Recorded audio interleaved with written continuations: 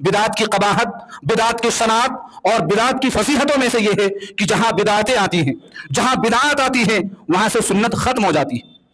حسان ابن عطیہ رحمۃ اللہ علیہ مشہور تابعی، انہوں نے فرمایا مبتدع قوما بدعتا الا نزع اللہ عنہم من السنۃ مثلها۔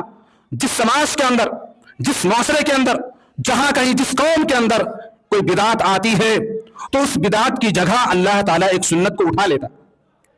جب جب کوئی بدعت آئے گی تو اسی بدعت کے مثل میں جو سنت تھی اس جگہ پر وہ سنت اٹھا لی جاتی ہے۔ آپ دیکھیں ہمارے ملک ہندوستان میں اور بہت سارے جو آس پاس کے ممالک ہیں، آپ دیکھیں جو مساجد ہیں، ان مساجد کے اندر، ان مسجدوں کے اندر فرض نمازوں کے بعد اجتماعی دعا کا اہتمام کیا جاتا ہے۔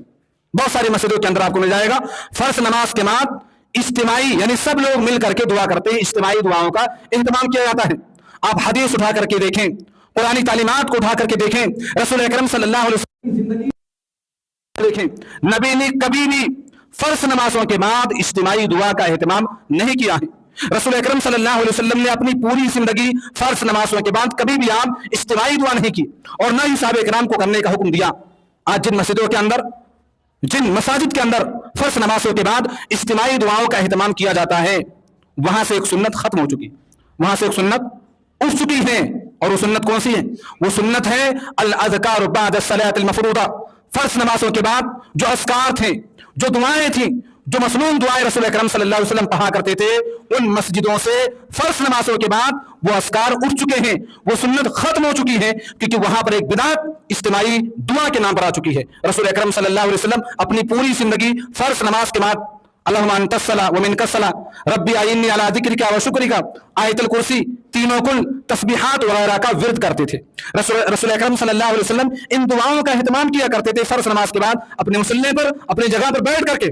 لیکن آج آپ دیکھیں مسلمان کیا کرتے، جہاں اذکار تھے، جہاں اس طرح کی دعائیں پڑھنی چاہیے فرض نماز کے بعد، بہت ساری مساجد کے اندر فرض نمازوں کے بعد جیسے ہی اجتماعی دعا کا اہتمام کیا جاتا ہے، بہت سارے لوگ اٹھ کر کے چلے جاتے ہیں، بہت سارے لوگ سنتیں پڑھنے لگتے ہیں، اور بہت سارے لوگ اس اجتماعی دعا کے اندر شامل ہو جاتے ہیں۔